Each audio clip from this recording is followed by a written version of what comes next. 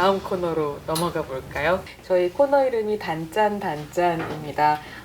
게스트가 좋아하는 단 네. 거를 저희가 대접을 하고요. 네. 좀 짠내나는 이야기를 들어보는 그런 코너인데요. 되게 제가 너무 하고 싶었던 코너이기도 네. 해요. 저희 제작진에서 제작비로 맛있는 거 사준다 해가지고요. 우와, 감사합니다. 오늘 준비해 주신 것은 딸기 무려. 생크림 케이크입니다. 잘 먹겠습니다. 맛있나요? 맛있어요. 네. 이거 어떻게 골라주신 거예요? 생크림 케이크는 사실 어쩌면 제 삶하고 너무 이질적이라 골랐던 것 같아요. 왜요? 저는 소위 말해 좀 없는 집에서 태어났잖아요. 없는 집에서 자라왔고 어렸을 때 너무 가난해서 옆집에서 케이크를 먹고 이제 버린 쓰레기통에 버렸어요. 상해서. 근데 이제 저희가 제 동생하고 같이 그 쓰레기통을 뒤져서 그 케이크를 먹던 기억이 나요. 그거는 네. 그래도 안 쓰셔서 처음 듣는 맞아요. 이야기예요. 네. 왜냐하면 조심스러우니까요. 그 못생긴 트랜스젠더 김비 이야기에 제 동생 그 편지에 아마 적혀 있을 거예요. 그러니까 그 당시에는 정말 너무 가난할 때였었고 저희 온 집안 식구들이 각자가 각자의 삶으로 너무 심각하게 고통을 받던 시기였었어요. 그래서 제가 중학교 이제 막 들어갔을 때 제 동생이 초등학교 이제 3, 4학년 됐을 때였기 때문에 그랬던 기억이 나요. 그 케이크 맛 기억나세요?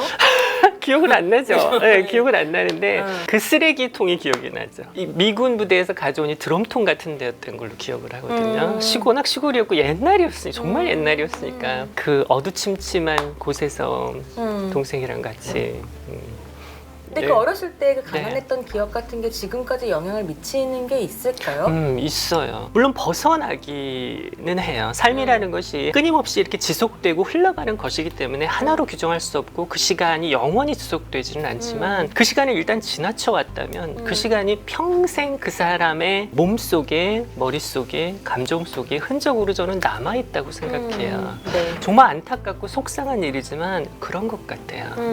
근데 다행스러운 것은 어떤 감정도 혹은 어떤 순간도 어떤 뭐 그게 가난이든 뭐 절망이든 헤어짐의 어떤 고통이든 사별한 뭐 고통이든 그 어떤 고통도 한 가지 방향으로 인간을 성장시키진 않는 것 같아요. 네. 여러 가지 다양한 방향으로 인간을 성장시키기 때문에 걱정할 필요는 없지만 지워지는 건 아닌 것 같아요. 지금 저희가 아파트 사는데 24평짜리예요. 정말 조그만 아파트잖아요. 방 2개 그리고 거실 하나예요. 2사람 살기엔 정말 딱 좋은데 아파트에 살고 있으면서 정말 행복하다는 생각을 많이 해요. 왜냐면 어렸을 때는 그 가난했던 시절에는 양옥집 사는 게 꿈이었거든요. 아파트 사는 애들이 그렇게 부러웠어요. 수도꼭지가 밖에 안 있고 안에 있다는 것이 너무 부러웠어요. 옛날 집이다 보니까 수도꼭지가 이제 바깥에 있었어요. 또 저쪽 그 문산 파주였으니까 얼마나 추워요. 겨울에 맨날 얼었거든요. 정말 꽝꽝 얼었어요. 빨래도 직접 그때 빨래 하셨다면서요. 세탁기 같은 게 없었을 시절이었으니까. 가족 빨래 다 하셨다고 들었어요. 사실 빨래를 했다기보단 빨래하고 싸웠죠.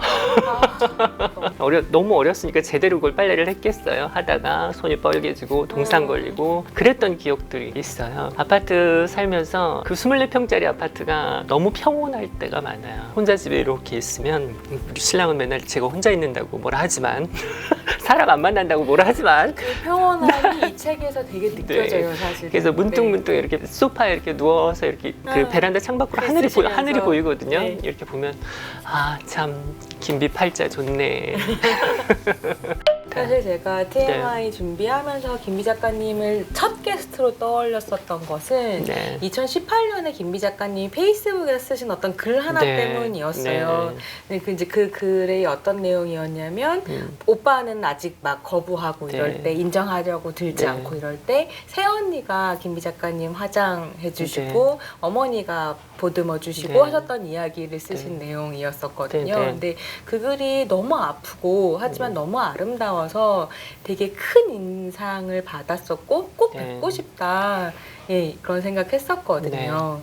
그 글을 어떻게 쓰시게 되셨는지 그 글에 대한 이야기를 좀 듣고 싶었어요. 제가 예전에 미디어에 한동안 계속 노출이 되다가 좀 회의적인 생각이 들어서 전혀 이제 세상과 소통을 하지 않고 살다가 페이스북을 하게 됐는데, 그 글은 홍승훈 작가님 페이스북에 들어갔다가 강연 중에 트랜스젠더 관련 이제 발언을 하셨는데 그것에 대해서 이제 비난을 들으셨다고 하더라고요. 그리고 그 즈음에 실제로 그 진짜 여성이 누구냐라는 문제로 굉장히 페이스북 댓글이 계속 올라왔었어요. 그 글을 보면서 너무 고통스러웠었거든요. 어떻게 말을 보탤 수가 없었던 것이, 몇몇 그 페미니스트 분들이 지적하시는 그 부분, 어쨌든 여성은 아니지 않느냐라는 그 말에 어떻게 반박할 수가 없는 게 사실이거든요. 어쨌든 제가 남자로 태어났던 그 과거는 지울 수가 없는 것이고, 남자의 성기를 가졌던 것은 어쩔 수 없는 사실이니까 굉장히 고통스러워하면서도 말을 섞지 못하고 분노와 안타까움과 아쉬움과